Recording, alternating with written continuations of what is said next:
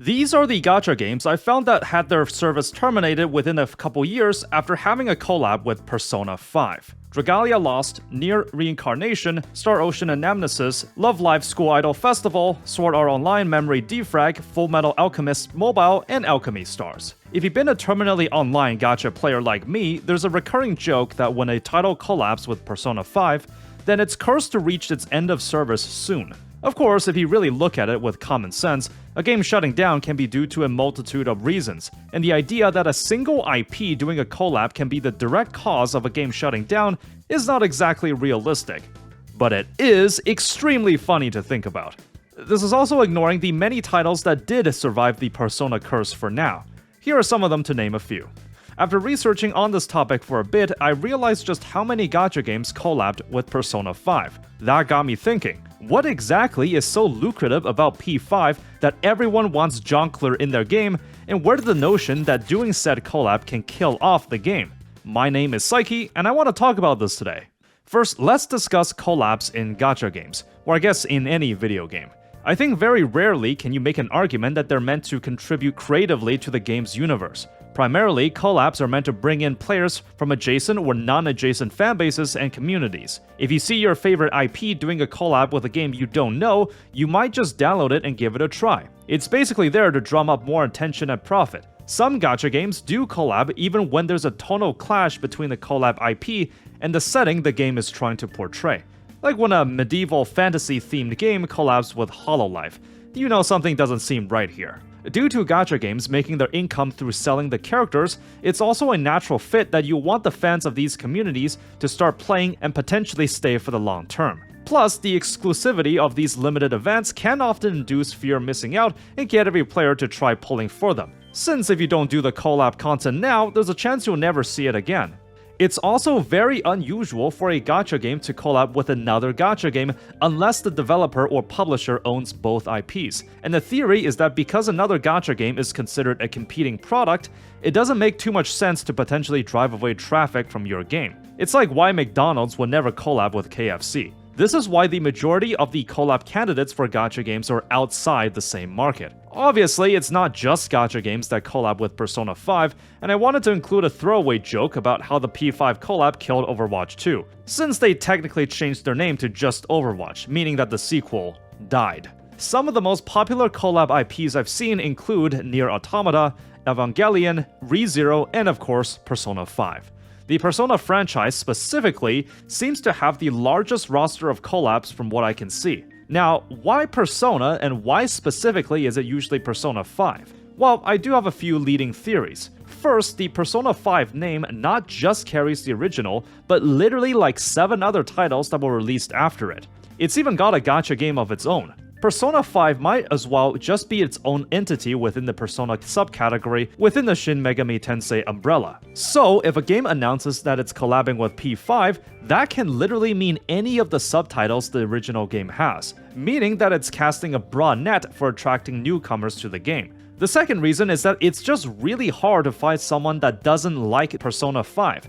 You got good music, a good atmosphere, good characters, and a good gameplay loop. I mean, personally, I think the games are a bit too long, but that's just me. The franchise is big enough that it's got mainstream appeal, and if you're a small and humble mobile game trying to get more attention, it makes sense why you want a universally beloved JRPG to introduce new players to. The last reason is that the characters are visually striking and easy to remodel into any mobile game. Okay, so here's the deal. The original Persona 5 launched in 2016. It's even playable on the PS3. The game is almost a decade old, but due to its aesthetics and stylish presentation, it still holds up today. Graphically, the 3D models aren't really all that expressive, since the bulk of the character emotions are carried by the 2D artwork and the voice acting. This means their models are easy to translate into any gacha game, regardless if it uses 2D or 3D art. Meanwhile, other popular collab candidates like ReZero or Evangelion have to consider how their 2D style converts to a game, since if you turn an originally 2D character into 3D and don't make enough adjustments, the results can look a little weird sometimes. That sorta settles the explanation why it's so popular for gacha games to design collabs around. But where did this mentality of how Persona 5 can kill off a gacha game come from? Now, humans love to find patterns when there really isn't any. Correlation doesn't equal causation, and to any reasonable person with the most basic critical thinking skills, it's pretty laughable how someone can genuinely believe that Persona 5 can single-handedly kill a gacha game. But why don't we suspend disbelief and buy into this crazy narrative and cement P5 as the ultimate franchise that indeed cuts the lifeline of gacha games just for this one video. I will go through a brief history in the gacha market, cover each game that I can find that collabed with P5, how high effort was the collab, and determine if it was killed by the Persona curse or has it lived on for now. So, let's explore the many ways Persona 5 has embedded itself into other media, specifically gacha games. Starting near the beginning. Now, gacha games blew up in popularity past the Genshin Impact era in 2020, so this subcategory of mobile games were relatively underground back then, but it obviously doesn't mean that it didn't stop some gacha games to smell the opportunity early. If we're talking about the very pioneers of gacha gaming, then Granblue Fantasy would be the first to draw first blood. Originally released in 2014, the game is very much alive and well, with even a Steam release planned later this year. 12 years after its initial launch, it's on the top of my radar for a long-form review, as it's arguably the first game that utilized the gacha model to create an expansive in-game universe. The collab was originally run in 2018 under the title Thievery in Blue. I guess the B in P5B is one letter in the alphabet that hasn't been used for a P5 spin-off yet. There was just one character introduced in the event, and that was Joker. Apparently, you actually got him for free. I'm not too familiar with the gameplay, but the game also had the entire cast come in with fully voiced scenes. Also, I stumbled upon the menu theme it had when the event was live.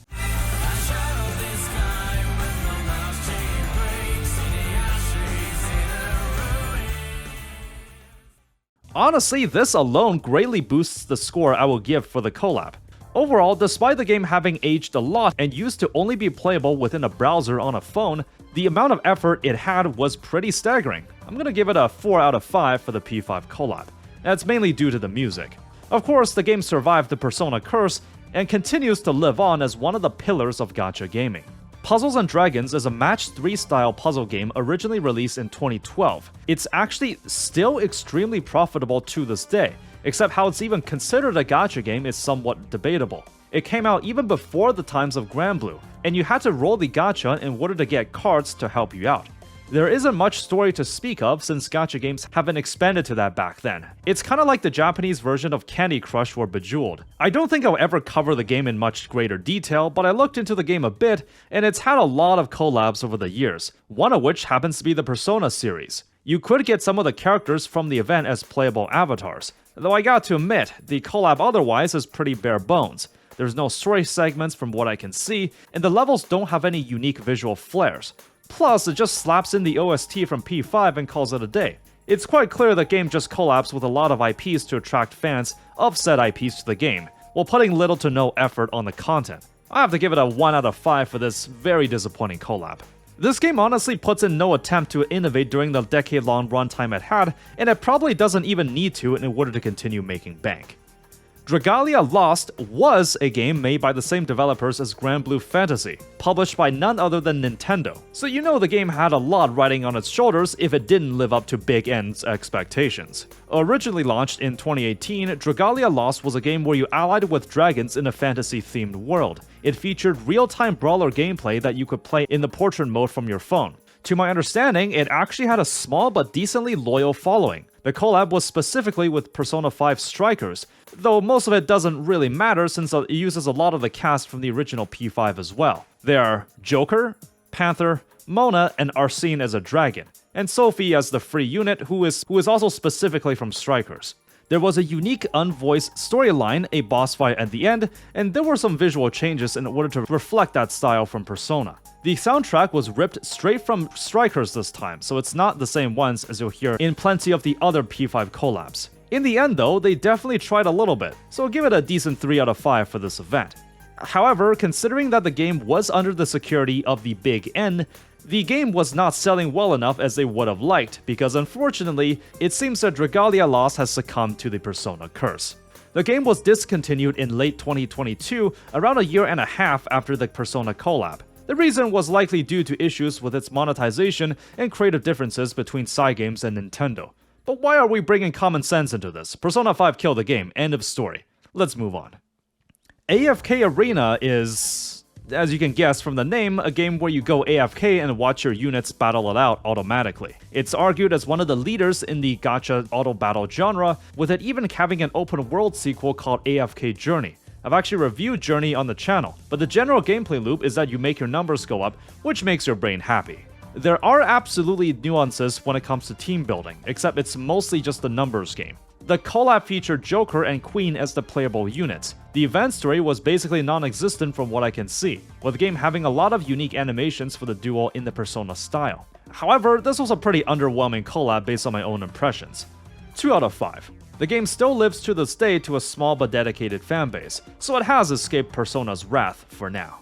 Star Ocean Anamnesis was the free-to-play mobile game variant of the Star Ocean series of JRPGs by Square Enix. I'm gonna be honest here, I've never heard of the series before, but based on the trailers and materials I've seen, I might just try out one of them. Anyways, in an attempt to expand the franchise, Anamnesis was brought to the mobile gacha scene. It originally launched in 2016 in Japan and 2018 globally. At first glance, it really didn't feel like the game was that remarkable, with some generic auto-battle gameplay loop, and the story having some static sprites. I imagine it was basically a low-stakes attempt to see if a cheap mobile spin-off can lead to more sales with the franchise. An English server did exist, but basically left no impression on the masses. The P5 collab, on the other hand, was not even released on the global side, only JP had it. It contained crossover units from the 3 Persona games as units that can be summoned, with some cameos from other P5 characters as well. The story was not voiced, and I would have just immediately brushed it off like a 2 out of 5 or something. But what did impress me the most was the music. They actually got Lotus Juice back for a track specifically for the collab.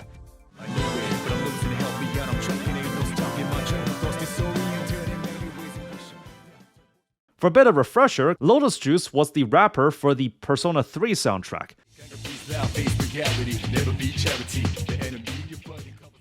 You really do tend to find the most hidden gems in the most obscure of places. If I never got the idea to make this video, I would have never known this existed. For that, because of Lotus Juice, I gotta bump up the rating to a decent 3 out of 5. The global server only lasted for over a year, given that I literally don't know anyone in Western communities that know about the franchise, while the JP server was discontinued in 2021. The end of service happened around 1.5 years after the collab, so we can all rest easy knowing this was an open and shut case of Persona 5 murdering a game yet again.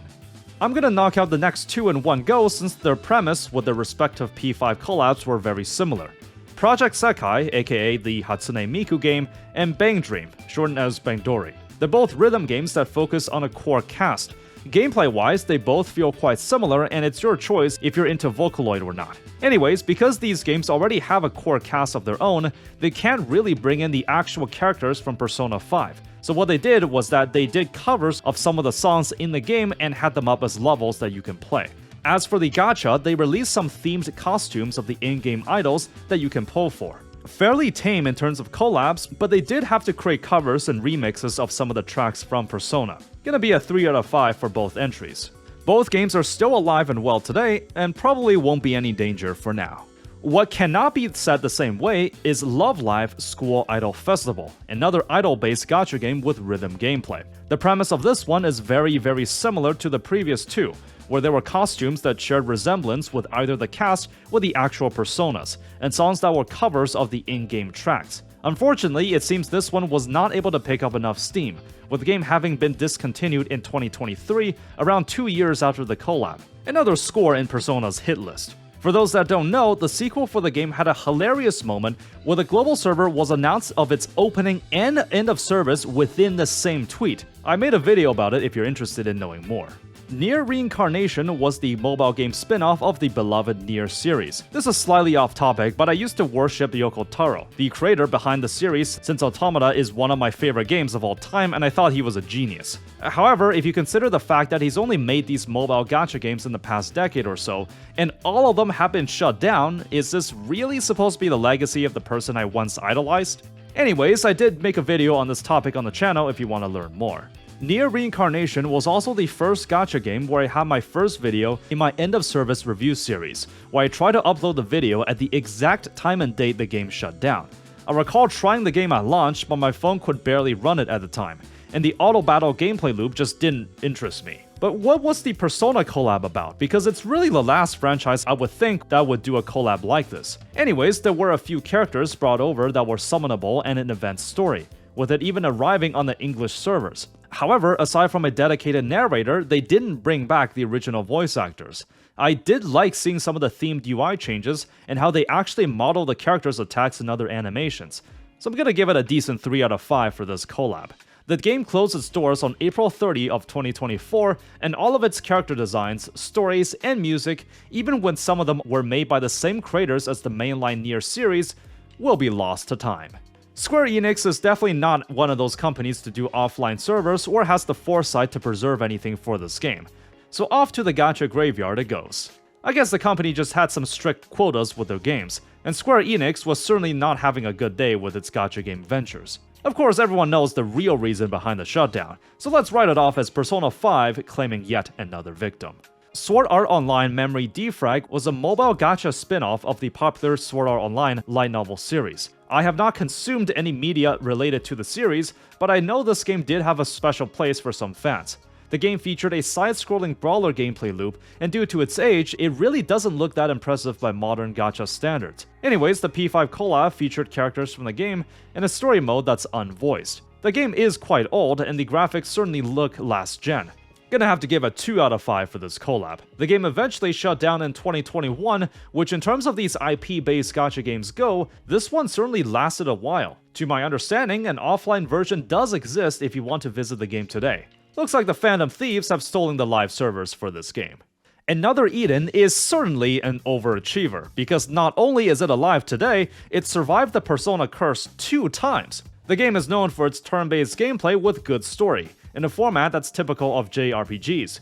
It's been live since 2017 and it's still going, with a supposed reworked version called Another Eden Begins announced just earlier this month, where it's basically the same game but playable offline. This means when the gacha game eventually shuts down, all of its glory will be preserved. The game certainly looks dated by today's standards, but contains possibly one of the longest main story campaigns, with the game having a time travel theme where you visit different eras. It definitely comes off as one of the higher effort games, just with a coat of paint that makes it look like a game from over a decade ago. Which it technically almost is by this point. The two collabs contain their respective rounds of event stories, and the usual crossover summonable characters with the Persona flair. Had that been the entire case, I would have given it a 3 out of 5. However, I recently learned that the Persona collab stories and characters are actually permanent, so you can still play them today. The game is resilient enough to survive 2 rounds of the Persona curse, and somehow wrangle the licensing rights to have them in the game personally. Now that's next level. For that reason, I'm bumping up the collab score to a 4 out of 5. I was today years old when I found out there was a Fullmetal Alchemist gacha game. Unfortunately, this one never made it to the West, so the collab was a JP only thing. Fullmetal Alchemist Mobile was a fairly high-effort title in the franchise that featured the cast with a tile-based combat system, something close to XCOM. It was fully voice-acted, and the presentation is also fairly similar to that of Persona. I took a look at what the collab entailed, and honestly, I thought this was just another spin-off of the real Persona 5. It's actually pretty insane as to the degrees they recaptured the Memento dungeons and the palace. Looking at the gameplay footage, I was like, this is supposed to be Fullmetal Alchemist? Now I kinda wanna play it myself. Overall, I was pleasantly surprised to just what lengths the game took to mimic the style of Persona, and as an IP-based gacha game, it does not come off as a cheap cash grab. This is a 4 out of 5 collab for sure. An impressive display, although due to the regional restrictions, Westerners won't have the chance to try this game, and you never will, because this game was shut down in 2024. Who was the developer? Well, that explains a lot of things.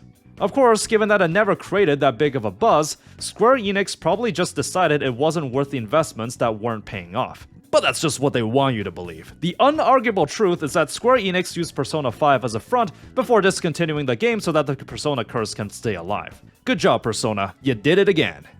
Alchemy Stars was a turn-based gacha game where you would chain together a trail of tiles of the same color to perform combos.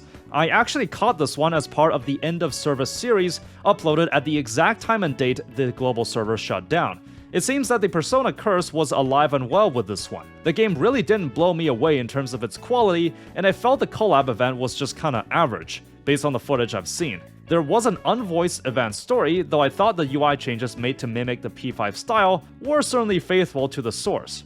I'm willing to give a decent 3 out of 5 for this collab. Unfortunately for Alchemy Stars, it unknowingly signed its death warrant a few years in advance, as the game shut down sometime in January last year, and the P5 collab occurred a few years prior in mid-2022. It sure was a dark omen of what its fate was to become. There's a weird one on the very last entry on the list, and it's the only 5 out of 5 collab rating I'm willing to give. And the only reason it gets a full score is that the collab literally is just Persona 5, but in a gacha game. It's no surprise that Persona 5 The Phantom X, the mobile gacha spin-off of the same franchise, has collabs with the original Persona 5. I actually played it before it became available to the global servers, and in the event, you literally just revisit a one-to-one copy of Kamoshida's palace. They just Ctrl-C, Ctrl-V'd it into the game. The level layout and even the boss fight at the end. To its credit though, they did bring back the original voice actors, and the dungeon is basically a reimagined version with the P5X cast alongside the original. Personally, I think it's a bit lazy, but hey, they've been milking the P5 name for like 8 years, and I don't see a reason for them to stop.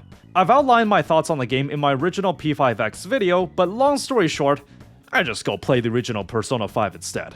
For an honorable mention, I would like to give the spotlight to a gacha game that recently just announced that it will be collaborating with Persona 5 later this year, hoping to endure the curse, I imagine. The honor goes to Heaven Burns Red, which in my opinion just makes no sense why they would even do something like this. I played this game quite a lot when it came out due to its amazing story, except I cannot picture a way it can do this well. I know HBR has been on the decline for a bit even on the JP side, but come on, has it finally accepted its fate by announcing the collab? I guess only time will tell. As you can see, Persona 5 has quite the kill count when it comes to murdering mobile gacha games. There's a reason why the joke of the Persona curse exists. It's honestly fascinating that for some franchises, their relevance still holds up decades after they've been released. It's almost as if it's more beneficial to not make more sequels if you're the holder for these IPs, since the money just prints itself, and your legacy will continue to live on through these smaller titles that are more than eager to put Joker in their game. Anyways, hopefully I've affirmed your beliefs that cements Persona 5 as the gacha killer, and let me know if I missed some niche games that did a collab that I missed, because I'm pretty sure there's gonna be a few of them. For now, it seems the Persona 5 curse will continue for as long as the 6th game in the entry isn't released, which to this point is probably to the benefit of the IP holders, since Persona 5 is still garnering a lot of attention today. In any case, if you want to see me cover other weird topics in gacha games, subscribe to the channel. You can support for as little as $2 a month on Patreon. Thank you for watching, be sure to spend moderately, and of course, have fun out there.